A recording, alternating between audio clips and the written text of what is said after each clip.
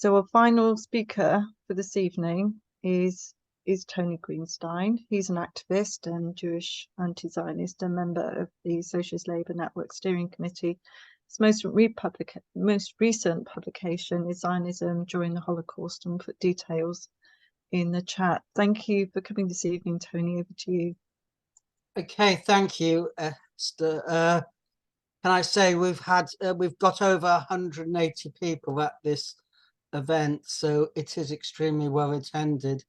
And I just want to start off really by paying tribute to Huda, who was the founder of Palestine Action. And in the 2 years or so that it's been in existence, it really has burst into the headlines and turned the focus on British complicity in what is happening in Palestine. And I have to say, because Huda was employed by Palestine Solidarity Campaign, which disowned her. And I just, without going into that in any way whatsoever, PSC has consistently attacked Palestine Action. I want to make a call and say that we actually do need, with the upsurge in what's happening in Palestine, for a genuine Palestine solidarity movement to be built, because we don't have that at the moment. And of course, I mean, I hope that everyone who can will go up to the trial, because it is incredibly important for defendants that they feel that they do have support when they're on trial. I know that, having been on trial myself this year, and Ronnie is on trial, I think, next year. So you have quite a collection of criminals on this panel tonight. Great. However, yes, at least half the panel. Okay. I know. They haven't got out an injunction to prevent this meeting. That's a conspiracy in itself. What I want to say really is this, that Zionism has always been a movement of ethnic cleansing, but I think we're now seeing that it's becoming genocidal in a way that it's never been before, because it had no need to be before. And that really is not surprising, because if we look back to the pivotal event for which Zionism today uses as its source of justification, which is the Holocaust in the Nazi era, when the Nazis came to power in 1933, they didn't have as part of their program, or indeed intentions, the extermination of the Jewish people. The Holocaust took place from 1941 with the invasion of Russia, or arguably with the beginning of the euthanasia campaign in October 1939. The Nazi Party, the Nazi state, wanted at first to be rid of the Jews of Germany and then Europe, and sought to accelerate their emigration by every means possible. It was only when that was impossible that they turned to extermination. And the same, in a sense, is true of Israel. If it can get rid of the Palestinians, it will. But if it can't do that, then extermination is on the agenda. And that isn't just a few loud mouths in the messianic settler movement who are coming up with this idea. It comes from the very top. Benjamin Netanyahu, in a speech just over a week ago in Hebrew, he referred to the Palestinians as Amalek. And for anyone who knows what Amalek is, it is the mythical tribe that ambushed the children of Israel as they were going from Egypt to the promised land. I mean, all of this is mythical because it never happened, but that's beside the point. And God commanded King Saul to wipe them out. Yea, every man, woman, child, suckling infant, on all of their cattle, sheep, and anything else. So this is an exterminationist call. And it's one which is widely echoed in Israeli society. Adam Keller, who runs Gush Shalom, said how thousands of stickers have been put over in Tel Aviv with simply one message. It says, exterminate Gaza, not expel Gaza, not depopulate Gaza, exterminate Gaza. The term exterminate, when applying to human beings, is of course a Nazi idea. And that is precisely what the mentality of those who are running Israel today is. And let us not forget, I mean, I know in the West it's convenient to say that Zionism comes in many shapes and forms, but at the heart of Zionism is the belief in a Jewish racial state, a pure Jewish state. And that is common to the so-called left as it is to the right of Zionism. There is no fundamental difference in Zionism. Now, it's quite, I suppose, useful or maybe even coincidental that I brought out a book just over a year ago on Zionism during the Holocaust. But the subtitle of that was The Weaponization of Memory in the Service of State and Nation. And that is exactly what we are seeing today. The weaponization of the memory of the Jews, the 6 million who died, because of course they never include the 1 million gypsies and all the other people who also died in the Holocaust. But let's leave that to one side. The Zionist movement, which during the Holocaust itself simply did not want to know about the Holocaust. I mean, there is documentary evidence that, for instance, the leader of American Jewry, Stephen Wise, deliberately kept secret the Holocaust at its most intense period from September to December 1942 at the request of the State Department, and then boasted about how he had kept it under wraps for so often. In May 1942, the Zionists held a massive conference in New York, the Biltmore Conference, whose main slogan, it was the first time the Zionists had openly called for a Jewish state. Before they'd hedged and engaged in certain euphemistic language, but for the first time they called for a Jewish state. But there was no second slogan. There was nothing about rescue of the refugees, for the very simple reason that rescue of the Jewish refugees, calling out the Holocaust and trying to at least ameliorate, if not stop it, was simply not on the Zionist agenda. On the contrary, any attempts to save the Jews of Europe were met by opposition from the Zionist movement because it detracted from the main goal, which was to build a Jewish state. So it is what we would call in Yiddish chutzpah for the Zionist movement, which did absolutely nothing about the Holocaust when it occurred, to now lay claim to it. And we have people like Tzipi Hotovely. You may have seen her interview on the Piers Morgan and other shows a few weeks ago, when she said, "We are fighting the Nazis." A moment's thought and a moment's reflection would lead people to understand that Germany, the Nazi Germany, was the foremost military power in Europe.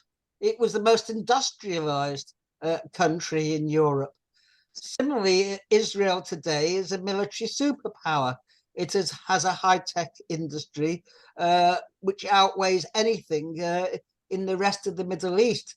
To actually even imagine that this state is fighting a defenseless, weaponless people without an army, without an air force, without any means of defending themselves, bombing hospitals, bombing clinics, bombing schools, using white phosphorus, killing thousands of children, to claim that it's somehow fighting the Nazis, I just think is totally and utterly outrageous. But what it does tell us is that this genocide, this targeting of every single hospital in Gaza, and we know that when they bombed the Al Ahli hospital, they pretended it was a Hamas or Islamic Jihad rocket that had gone astray. But they're not even pretending now that it's been inflicted by the Palestinians.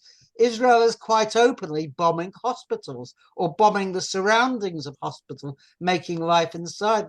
They've taken out the solar panels of the Al Shifa hospital, so that power will be lost very soon. And if power is lost, then babies on incubators, anyone on a dialysis machine, anyone breathing oxygen or anything relying on electricity will simply die. And yet our leaders say absolutely nothing. Now, one can expect that the Israelis would, of course, have no problems with this. But the whole of the Western leaders are going along with it. Biden, Sunak, the despicable Keir Starmer, the leader of the Labour Party. But also, I mean, the leader of my own trade union, Sharon Graham, Unite, has said absolutely nothing and has been dragged kicking and screaming into calling for an immediate ceasefire. So we have a tolerance amongst our own ruling class for a genocide in action. And there could be no pretense that they didn't know or it happened when they weren't looking or anything else. This is a genocide happening in real time. And yet our leaders have absolutely nothing to say about it. But I also think we should take, although it's a terrible catastrophe in Gaza, I think what we have seen is the building and the rise, if you like, the building up and the arrival of a mass Palestine solidarity movement, such as we have not seen since the anti-apartheid movement 30 or so years ago. People are now becoming aware of what is at stake in Palestine. And I think we have to be grateful. I even see in Britain, which is a conservative Jewish community, hundreds, if not thousands, of young Jewish people now starting to arise from their slumber and their stupor and to discard all the slogans about anti-Semitism. Because let's be absolutely clear. I mean, the ASA referred to it. They talk about the rise of anti-Semitism, a wave of anti-Semitism. I simply don't believe it. When they talk about a wave of anti-Semitism, what they're doing is... Sorry? 1 minute. 1 minute. What they're doing is using the IHRA definition of anti-Semitism. And I grew up primarily in non-Jewish communities. I never experienced anti-Semitism. Anti-Semitism is a marginal prejudice in Britain. And yet Suella Braverman, who makes a name dreaming of expelling refugees to Rwanda, is suddenly so concerned about anti-Semitism. Please believe, don't be fooled. Suella Braverman, who talks about a hate march, if there's any person who personifies hate in their heart, then it is Suella or Cruella Braverman. And she's someone who, when she refers to cultural Marxism, as she does, is actually expressing her own anti-Semitism, ironically. Anti-Semitism is tolerated when it's the genuine kind, but when it's anti-Zionism, of course, whether it's the German state or the British state, then it's a different thing. Now, I just want to very briefly, even if I just go over by 1 or 2 minutes, want to take on 1 or 2 of the tropes that I think we've become used to. And one of them is, there is only one Jewish state in the world. How can you be so mean as to deprive of us of that right? My answer to that is a very simple one. It's one too many states. A Jewish state is not like, say, Iran, which is a theocratic state which uses Islam to oppress its own citizens, and likewise Saudi Arabia. A Jewish state means a Jewish ethno-nationalist state, a state based around the mythical Jewish race. And that means that anyone who's not Jewish is inherently really a tolerated guest at best in that state. And that's why today Palestinian Israelis are treated as a fifth column and subject to all the repression that's been mentioned before. Israel as a Jewish state has to go. Israel as a democratic secular state, whatever it's called, of course can stay, along with all those who live in it. But we should never confuse a state with the people in that state. The apartheid state went, but the white people in it stayed.